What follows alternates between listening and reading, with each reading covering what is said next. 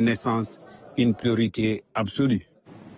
Je vous le disais dans les titres, les tensions au plus haut sommet entre Israël et l'Iran, alors que les hostilités ont franchi un nouveau cap. Nous avons tendu le micro aux représentants des deux pays. L'un parle d'une riposte nécessaire pour sa sécurité et l'autre dénonce une agression et promet de se défendre avec fermeté. Alioune Badara Kane. Vendredi 13 juin, Téhéran, la capitale iranienne, s'est réveillée dans la stupeur. Israël attaque sans prévenir. Les bombes pleuvent, la guerre est actée, l'Iran réplique, sa riposte est foudroyante, les deux camps constatent les dégâts et comptent leurs morts. Et chacun essaie de défendre sa position. Les ambassadeurs s'activent, comme ici à Dakar. Yuval Wax, qui porte la voix d'Israël au Sénégal, trouve légitime l'action de son pays. Israël ne s'est pas levé un beau jour et a décidé d'attaquer l'Iran. Il y a eu des déclarations, on a tous vu les déclarations des responsables iraniens qui ont menacé l'existence d'Israël et aussi leur volonté de construire une arme nucléaire. Donc, dans la loi internationale, si un pays sent que son existence est en jeu, ils ont le droit de se défendre et de défendre leur pays et leur souveraineté. Chez son homologue iranien, Hassan Asghari, le discours est tout autre. Israël a tout simplement violé le droit international. Cette attaque constitue un acte manifeste d'agression contre la souveraineté et l'intégrité territoriale de l'Iran et d'un pays. Donc c'est une violation flagrante de la Charte des Nations Unies. Pour Israël, le démantèlement du programme nucléaire iranien est une nécessité absolue pour sa survie. Notre but était de pouvoir annihiler les capacités nucléaires d'Iran et ça n'a pas changé.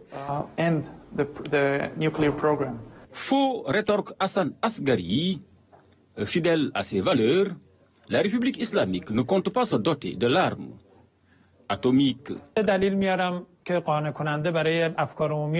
La plus pertinente raison qui nous empêche de s'acquérir de la bombe atomique, c'est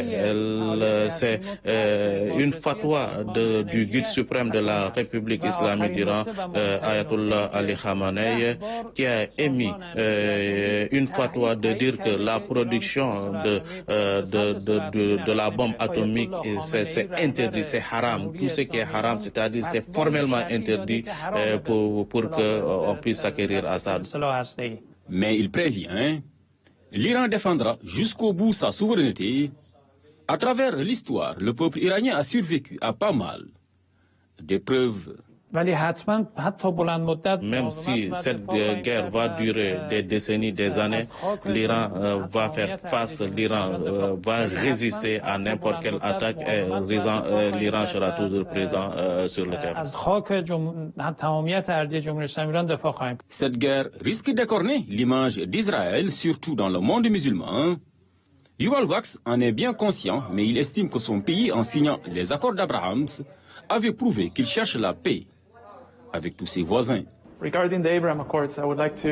Israël est un partenaire fiable. La raison pour laquelle on a signé des accords d'Abraham, c'est une normalisation des relations entre Israël et des pays comme les Émirats arabes unis et les pays du Golfe. Et cette coopération, actuellement, elle marche, puisque dans plusieurs domaines, il y a des citoyens de tous ces pays qui sont en train de faire des libres circulations. Ils partent, ils voyagent, ils vont en Israël, vice-versa. Accrédités au Sénégal, les deux diplomates ont naturellement guetté la réaction de Dakar et elle est tombée. Le Sénégal condamne l'offensive israélienne et plaide pour la fin du conflit. L'appel du Sénégal sera-t-il entendu? Israéliens et Iraniens suivront-ils la voie de la sagesse? Les pauvres populations civiles sont déjà largement éprouvées par ce conflit intense.